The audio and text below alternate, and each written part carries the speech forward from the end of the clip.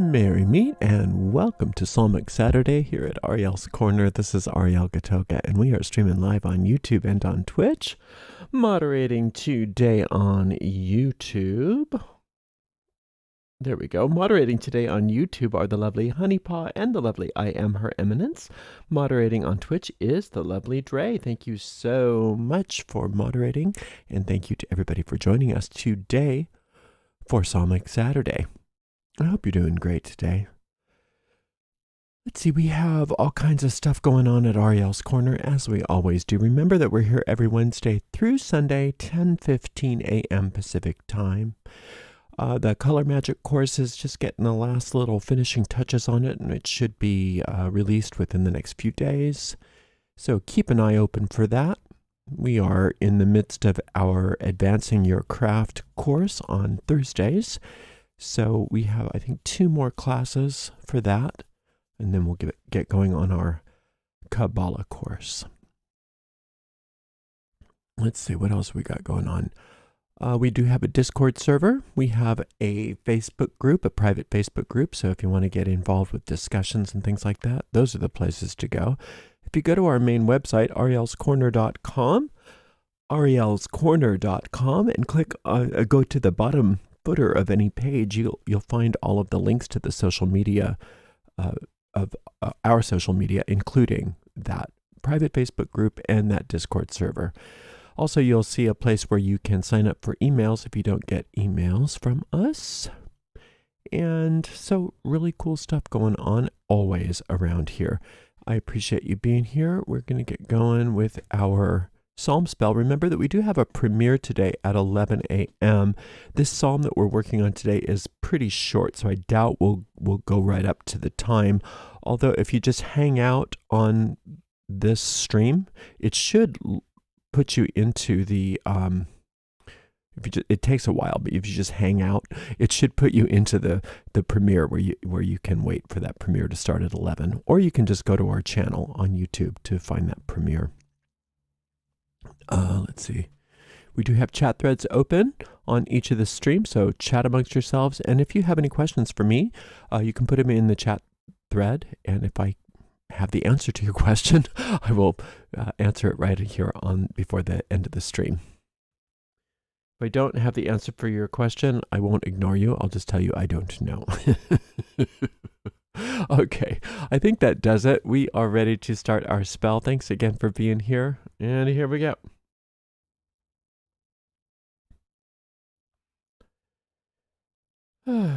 Brother. Today we are working Psalm 121.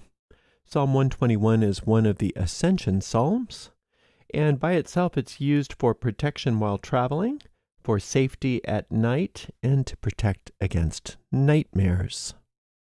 Those are all really great reasons. I like protection while traveling a lot, but I think today, let's try that. Let's use today. Today we are going to use Psalm 121 for protection while traveling. The way we work psalm magic is very simple and effective. We take the psalm and we read it out loud all the way through once without stopping. This is called an incantation. Then we take that same psalm and we go back through it and we consider each verse one at a time. We search for those meanings that lie behind the words, and we call those hidden occult meanings or magic seeds. And when you're working, you build up a sweat. So like working in the garden, you're finding meaning behind those words that you might not have thought of before. And I think of it sort of like when you're doing a tarot reading, you can't just always go, I mean, at first you can, but after a while you can't just go by the book. You have to figure out what it's saying. You have to use your mind to uncover what those cards are saying. And the same thing is true for the Psalms. And you'll notice that the Psalms change each time you use them. And that's why we consider them to be so magical. And by doing all of this, by searching, by digging, by applying what we find to the situation that we brought to the Psalm, what we're doing is we're taking those magical seeds and we are planting them deeply in the fertile grounds of our minds, where they take root, they grow, they blossom forth, and then they bear fruit after their kind. And I think I forgot to take off the soundtrack for our overhead, so just a moment, please. I did. We're going to stop that. It's pretty, but we don't want that. Oops, I always do that. And that's exactly what we are going to do together right now with Psalm 121.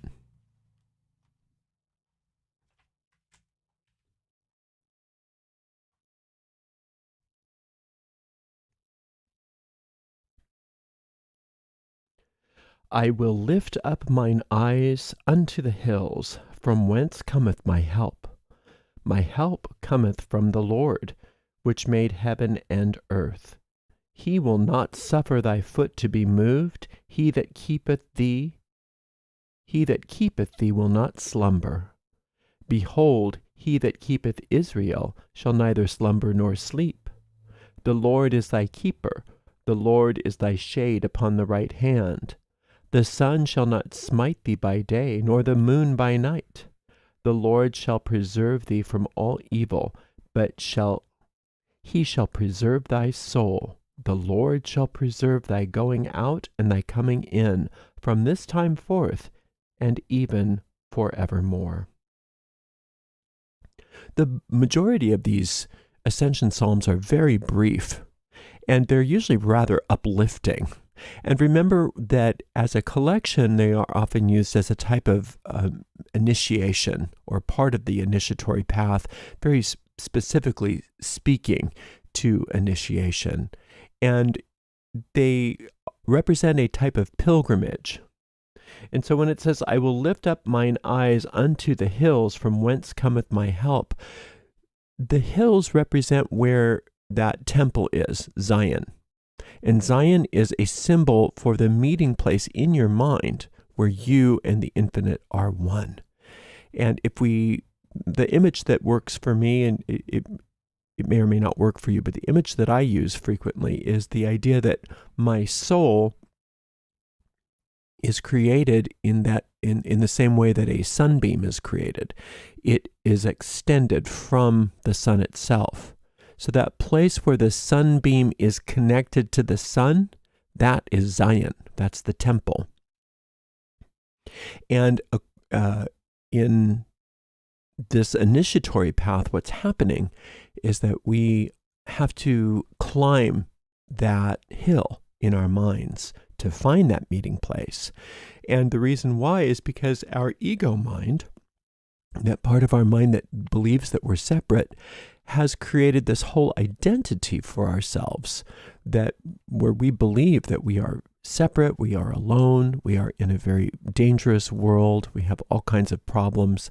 And so we have to climb out of that thinking. We have to climb up the hill, the hill to Zion, where that temple is, and recognize that what we're climbing out of is the illusion.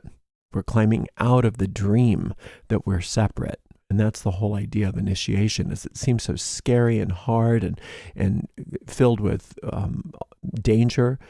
In reality, what's happening is that we are climbing out of the illusion of danger into the understanding of how safe we actually already are. So I will lift up mine eyes unto the hill. So I'm going to look at this journey ahead of me, up where Zion is, up where I have to go. From whence cometh my help? And I understand that the reason why I want to make this journey is because I want to relinquish this world as I understand it, and instead accept the world where my help already exists. So the reason why my help already exists in that world is because that's the world where I already live. I already live and move and have my being in that world, but I have to climb out of the illusion to get there.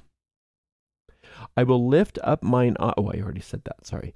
My help cometh from the Lord, which made heaven and earth. So the Lord is infinite intelligence, is infinite love.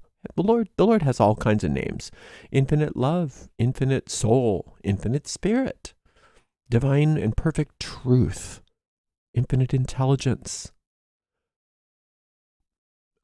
Perfect presence, life, the principle of life itself, law, divine law. Those are all names for the Lord. Those are all names for God.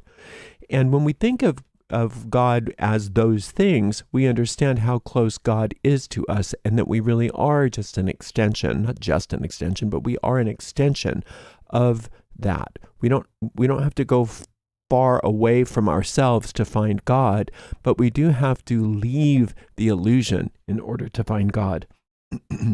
And all of this is important to understand in regards to our practical concern here as well. If we understand what we're dealing with on an esoteric level, it informs the practical. So all of these things, by knowing all of these things and by planting these seeds, of course we're protected in our travels. Of course we're protected everywhere we go, because we understand that there's no place in any part of any universe where we are not at one with this help. It says, which made heaven and earth. Well, heaven and earth are very important concepts in the Psalms. And the term heaven and earth simply means cause and effect. Heaven means cause, earth means effect. And so infinite intelligence creates out of the law of cause and effect. And so when we allow the infinite to be the cause rather than our own ego minds, the effect, or the earth, is very different than the earth that we are used to living in, that earth that we are trying to climb out of, that illusion that we're trying to climb out of here in this psalm. So it's important to understand that this psalm is a very esoteric and initiatory psalm, and it deals with very esoteric topics that can be utilized to have very practical effects in our lives.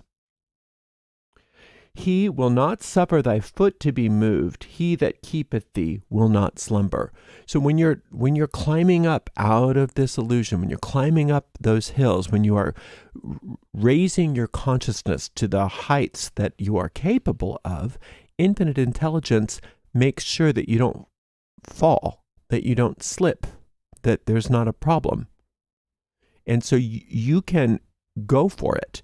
You can go on your journey, whatever that journey happens to be, knowing that the infinite's got you. You're not going to have a slip. Because if your whole life is dedicated to this idea of awakening, this idea of ascension, then any of the so-called mundane parts of your life are included in that. And that includes if you have to be traveling, that includes when you're commuting, that includes anything wherein you feel like you might be vulnerable or unsafe in the world. By remembering and aligning with the magic of the psalm and understanding that your life is now simply a journey of awakening, then every part of that journey is under the care and protection of the infinite, rather than being a plaything of your ego. Behold, he that keepeth Israel. Oh, I'm sorry, let's go back here. It says, he that keepeth thee will not slumber. The infinite doesn't sleep. The infinite doesn't go through cycles. That's something that we deal with here. We have to go through cycles. We sleep and we awaken. We sleep and we awaken. We have to. That's what this earth is about, is cycle, cycle, cycle. We can honor those cycles here, but we have to understand that the sun doesn't go through cycles. When it gives light to the earth in that way, it doesn't go out and then come back and go out and then come back. It appears to, because of the seasons, and the ancient people were worried that the sun wouldn't come back up unless they sacrificed enough goats or whatever. But we understand that that's not how it works, that the sun is constant, and that sun is simply a symbol of a greater principle, and that principle is the life principle itself. Life doesn't end. Infinite intelligence doesn't end. It doesn't sleep and wake and sleep and wake. It's constantly there for you. So you don't have to worry about God losing your file. You don't have to worry about, oh shoot, did the infinite fall asleep and forget to take care of me? None of that. You're constantly protected. You are constantly safe when you are under the protection of the infinite. And you are under the protection of the infinite when you decide to be. When you decide to be. The infinite always wants to protect and help you, but can't go against your free will. So if you decide that that's what you want, then that's what you'll get. Behold, he that keepeth Israel shall neither slumber nor sleep. Israel is your soul. Israel is the truth of who you are. Isis is Ra, divine, El. That's you. You're the god, the goddess, and the divine all wrapped up into one. You are male and female, just like a battery, and who you are is divine. Is divine. You can't help that. You can't unmake yourself. You can't stop being Israel, even if you try. And that's what we do here. We do try. We try hard to prove to ourselves how bad we are, or not good enough we are, or how faulty and defective we are. That's what we work overtime trying to do as a species. And that's the mental disease of the ego, or the demiurge, is this idea of fragmentation. And the infinite knows that none of that's true. So the infinite doesn't slumber, the infinite doesn't sleep, but we do. And we don't sleep and wake like we think we do. We sleep and wake in a dream where we're asleep all the time. Remember that this comes from that same book. These Psalms, I shouldn't say come from, these Psalms are included in the same book that has Genesis. And Genesis has a wonderful line that Adam fell asleep. And nowhere, anywhere in any other part of that book does it say that Adam woke back up. So when Adam was put to sleep, remember, Adam hadn't yet turned into male and female. Adam was still that androgynous being. And Adam was put to sleep so that he could, in that nightmare, extract the male from the female. And that's a symbol of the splitting up of our mind from the infinite into a bunch of fragmented egos. So recognize that all of this is happening within a nightmare, and that the infinite doesn't have nightmares, the infinite doesn't sleep, the infinite knows that we're safe, the infinite knows that we're perfect just the way that we were created, and also knows that we have the freedom to sleep and to have nightmares, and that we have the choice to wake up from that. And as we do, and while we do, we can claim that we are protected in the meantime. No matter what's going on, infinite intelligence is protecting us within the dream, because that's what the infinite wants for us, is safety. The infinite wants us to feel safe here. The infinite wants us to be safe here. The infinite wants us to be taken care of here until we realize that we don't really need this kind of life anymore, that we can live where we are as souls. And that's the ultimate goal of ascension. The ultimate goal of initiation is waking up to the truth of who we are, that none of this is happening the way we think it is. So in the meantime, we are protected. So wherever you have to go, whatever you have to do, any kind of travel that you do within the dream, you are protected. Why? Because you're claiming it. The Lord is thy keeper. The Lord is thy shade upon thy right hand. So the shade on your right hand, it's not that it's not that the infinite is being shady. The shade that's cast upon your right hand is, remember that the Psalms were scribed by desert dwellers, and the sun was always seen as something that could be deadly. And so wherever there is shade in the Psalms, it means protection.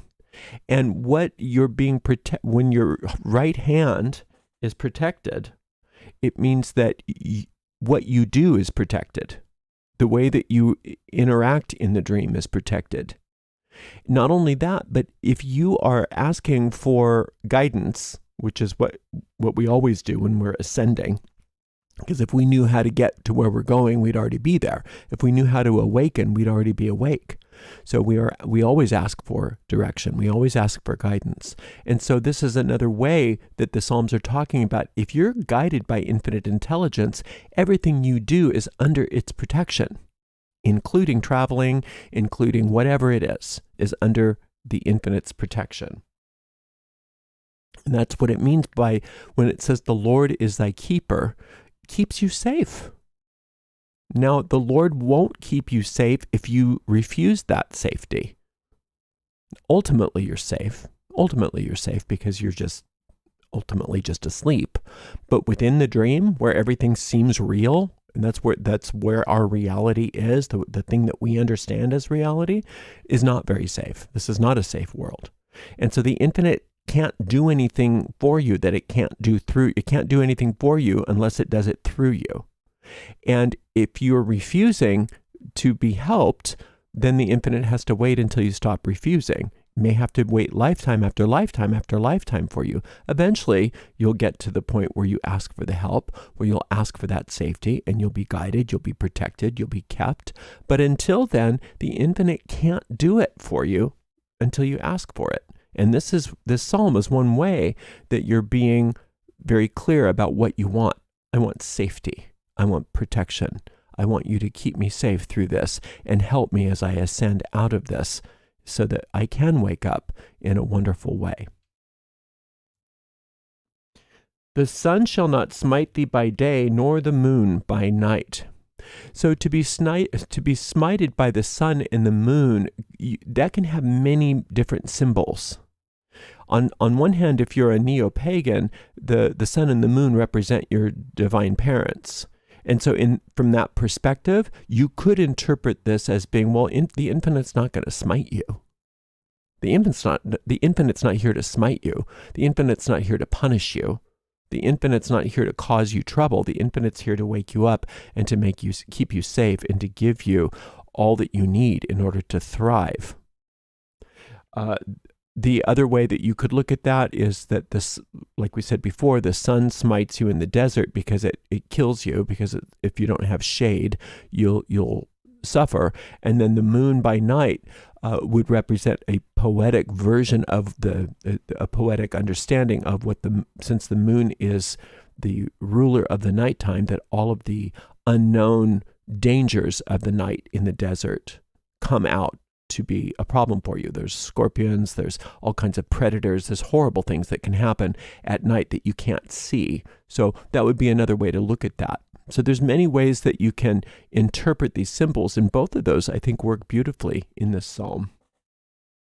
The Lord shall preserve thee from all evil. He shall preserve thy soul. Now remember that your soul doesn't need preserving. So when the Psalms say the soul, they're usually talking about the deep mind, the habitual mind. That's the manufacturer of your reality. So when the Lord is preserving your deep mind, what that means is that if you ask for the infinite to think through you and to reprogram your deep mind so that it becomes it becomes filled with the thoughts of the infinite rather than the thoughts of the ego, then your circumstances automatically change to reflect that, because that's how cause and effect works. That's how heaven and earth, if you will, works.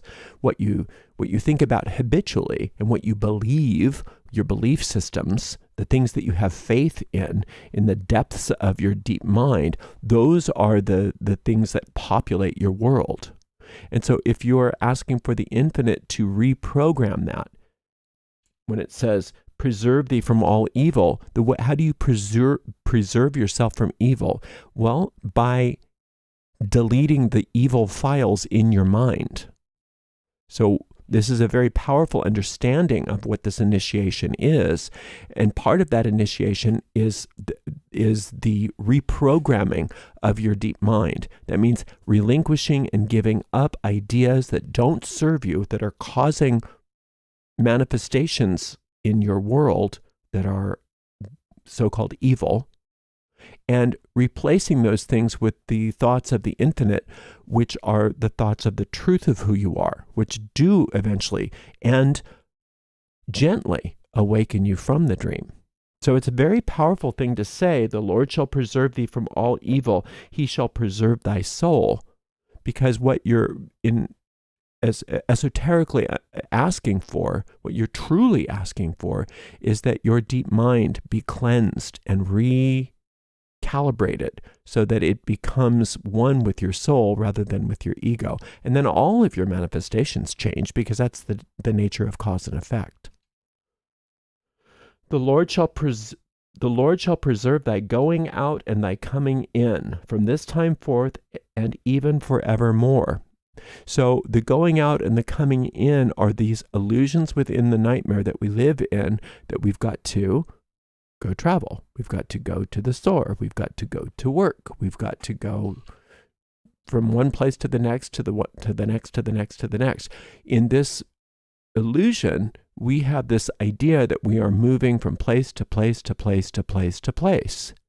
And in reality, we're doing nothing like that. We are dreaming that we are doing those things, because there's no place for us to move. There's no space, there's no time, there's no distance in our soul where we are actually asleep and safe. So this awakening is, we are going to awaken to the truth that there is no coming or going. There is no death and rebirth. There is no up and down. There is none of that. There is only bliss. There is only truth. There is only joy. However, in the midst of the dream, we do have the power to have the dream be a happy dream. We do have the power to make sure that the dream that we're dreaming is a safe dream and starts to reflect the truth of what is really happening on the level of our soul, on the plane of our soul. So when it says, the Lord shall preserve thy going out and thy coming in, you have every right to claim safety when you're traveling, no matter what the travel looks like, whether it's traveling what you think is a long journey overseas or just simply crossing the street to go to the store. You have every right to claim safety and to claim protection and to claim all of the things that you desire in this life. Joy, prosperity, health, all of the things that are good here. You have every right to them, because this dream starts to reflect the reality, and then eventually you just wake up from the dream. And once you wake up from the dream, then you don't have to worry about it anymore, because then you're just who you are, and there's no more ego there to tempt you, right? But in the meantime, if you keep asking that infinite intelligence to reprogram that deep mind of yours, then the manifestations within the dream become very different. And that's an exciting time in your life when you start to notice that your dream reflects the reality here, and you are safe, and things do work out for you, and you are joyful and you are happy. From this time forth, even forevermore. And this is where the Psalms and the fairy tales converge. Happily ever after. Well, what's happily ever after? What's evermore? It's the present moment. That's the time of the soul. The soul doesn't have tomorrow. The soul doesn't have yesterday. The soul is now. And the soul doesn't live in linear time. The soul lives in the spaces between your thoughts. Because your thoughts, especially those thoughts that are ruled primarily by our ego mind, are thoughts that are inaccurate. They're thoughts of separation. They're thoughts that you're not good enough. They're thoughts that you're unsafe, that you're vulnerable, that you're subject to all manner of problem. In fact, those thoughts tend to manufacture problems that are there to prove to you how bad you are, or not good enough you are, or unsafe you are. And those problems are presented to you as problems that are unsolvable. And so that's not where the soul lives. The soul doesn't have unsolvable problems, only the ego does. So when we have that, we have to understand that we're not living in evermore. We're not living in happily ever after. We're living in yesterday and tomorrow. So when we live in the moment, in the present moment, in those gaps between our thoughts, we recognize that the gaps between our thoughts is the eternal now that is our home. And that's when we start to wake up. But before we start to wake up, we get to live this dream in a new way. And that's what these ascension psalms are there for, is to initiate us into this new way of living in the dream, so that the dream reflects the reality, so that we just naturally wake up and it's no big deal. And that happens forever. And forever is in the present moment. So you just keep coming back to the psalm until you get that sense that everything that you brought to the psalm has been taken care of. You have a sense of peace. You have a sense of certainty about the situation. For instance, if you did this because you knew that you had to take a trip or something and you wanted to be safe while you were traveling, you would just keep coming back to it, either until you leave on your trip or until you feel like, I feel fine. I feel wonderful. I know everything's fine. And then you can just move off of that and go on to something else. Thank you so much for spending some time with me. Until next time, blessed be. Oy vey, let's see if we have any questions. Oh, here we go. Was Mary Magdalene a reincarnation of Lilith? I don't know about that. Maybe. I mean, I guess. I don't know. Mary Magdalene was a wealthy woman who decided to fund the part of the operation that was going on in that story. And she was one of those few independent women in that time and space. And so, of course, they didn't like her very much. But I don't know. I mean, I guess that's something to ponder. I don't know about that. I don't want to distract from the stream, but does Ariel take requests for psalm breakdowns for future streams? I would love to hear his lecture on Psalm 88 for reconciling relationships. Oh, I appreciate your suggestion, and I will keep that in mind. Thank you. When Psalm 88 comes up again, I will do my best to remember to do that on reconciling relationships. I do have a healing relationships psalm somewhere. I don't think it's 88. I can't remember what it is, but there is one in there. Can I use Psalm 111 to find a husband, or what's your advice for somebody looking for a good marriage? Well, for one thing, you can use the psalm for any psalm for any purpose. You don't have to be superstitious about the psalms and say, oh, if I don't use it for this, then it's not going to work. It's not so much that. It's just that some of the psalms are a little bit more direct than others for certain purposes. So, in my ability to remember psalms by their number is not good, but let me look this up. Hold on a second. Oh, okay, let's see where this is. Oh, shoot, sorry. You know what? If you could get onto either the private Facebook group or the Discord server with that question, that'll give me more time to look it up, because I have some notes on those things, but I can't seem to pull them up on this computer, and I don't want to stall out the stream by looking for it. So just get on to either the private Facebook group or the Discord server and remind me. Just ask that question again, and I will look all that up and give you my recommendations for Psalms. Okay? Great questions today. Thank you so very much for all of that. And I appreciate you, and so much do I appreciate the amazing moderators. Today on YouTube, we had the lovely Honeypaw and the lovely I Am Her Eminence. And on Twitch, we had the lovely Dre. And in 9 minutes, we will be starting our premiere. And so I hope that you join us for that. Until next time, blessed be.